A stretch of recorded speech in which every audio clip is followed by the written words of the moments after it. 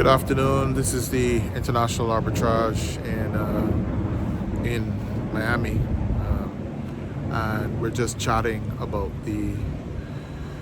today's international banking and the situation with regarding banking and international cross-border banking, cross-border transactions is just very topical. It's coming up. A lot of people are talking about the problems that are occurring with banks as the banking system is becoming more and more transparent. By this, what I mean is that the compliance teams of banks are using artificial intelligence and data analytics, and they're analyzing data, they're analyzing your social media, they're analyzing information on the internet. The authorities, the regulatory authorities and compliance authorities are doing the same thing. They are doing a lot of artificial intelligence and data analytics.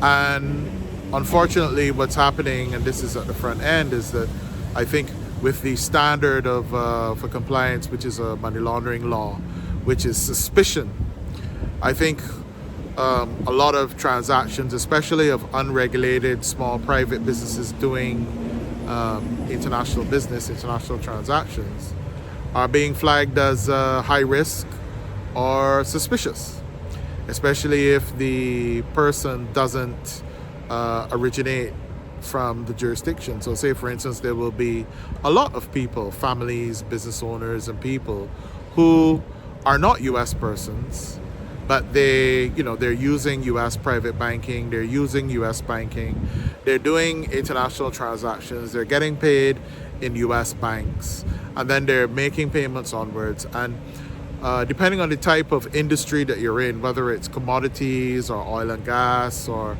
mining or whatever, there's more and more instances of challenges occurring, frozen accounts being frozen. When an account is frozen, that can have significant implications. But I'll deal with frozen accounts in some separate videos.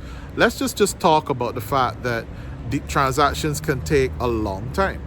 I've been working on an acquisition transaction of a oil and gas field somewhere, and the fund, which is buying which is ultimately the source of funds, which is lending those funds to the purchaser, that is a European regulated fund, and it has been ongoing for nearly 6 months. The clearing the funds, getting the funds sorted out, moving from one jurisdiction to the next, and there's delay after delay after delay, which has knock-on effects for the seller, in terms of the seller has to acquire additional working capital for paying staff, paying operations, and these can, there are other delays and other things which are time sensitive, which are very difficult and time consuming for owners and owner managers.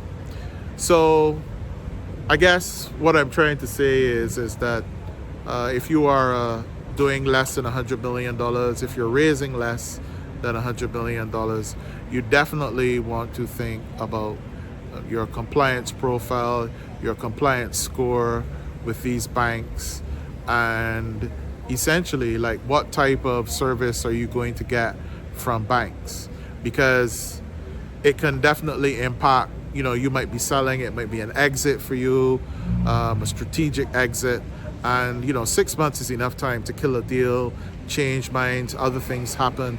And just for the sake of what is compliance, which is misunderstanding, which is, you have to take these things into account. So I just wanted to raise that in today's video of the international arbitrage.